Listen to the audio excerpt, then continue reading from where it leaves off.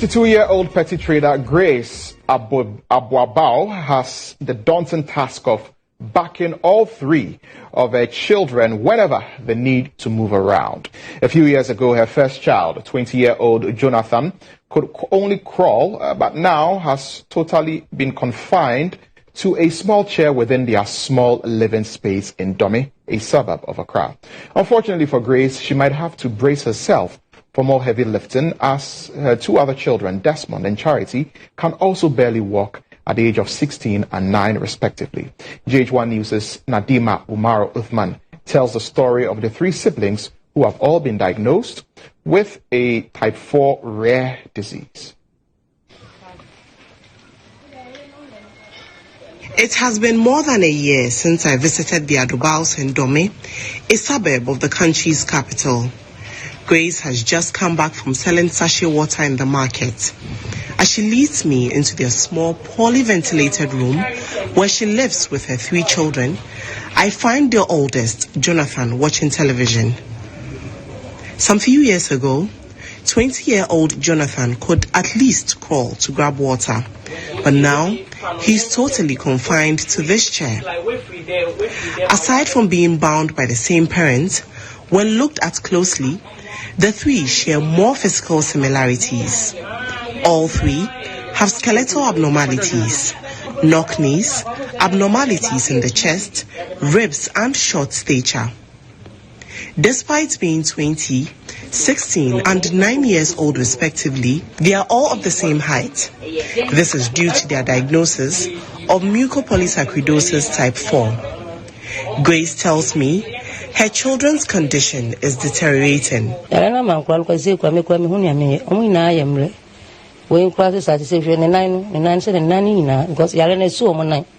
With the assistance of an NGO, Rare Disease Ghana Initiative, Grace could finally put a name to her children's condition after years of frustration and anguish. Because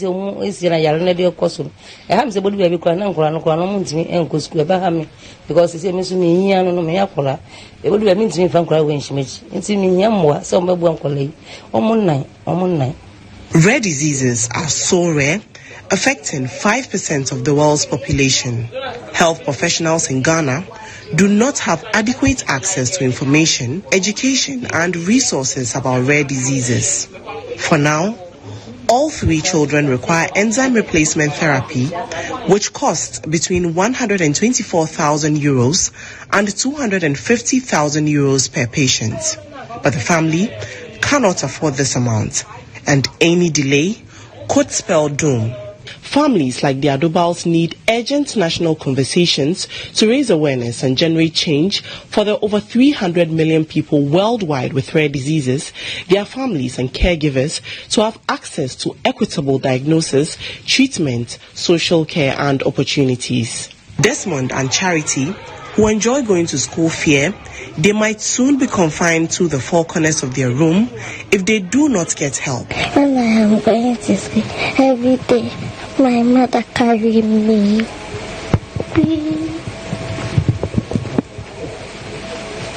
I want those that are rich, blessed with money, should help us. Sometimes I feel like I feel like somewhere.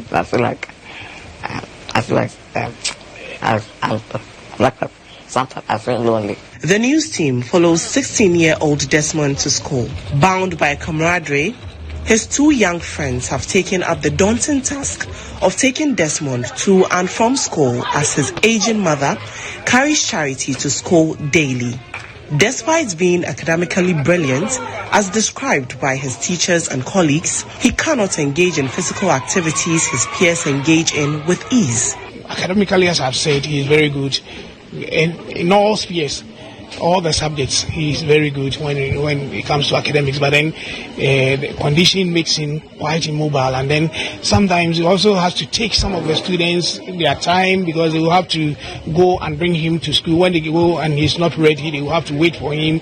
So because of him, others are also late in coming to school. As the family awaits on financial support to undergo treatment, for now, they do require an electronic assistive device to aid in mobility. As the world marks Rare Disease Day, it has become necessary to learn more about rare diseases, as very little is known about the condition, with little medical expertise and treatments available. But the situation is worse in developing countries like Ghana, where the health system is already under pressure and woefully under-resourced. Reporting for GHOne News, Nadima Umar Uthman, Accra.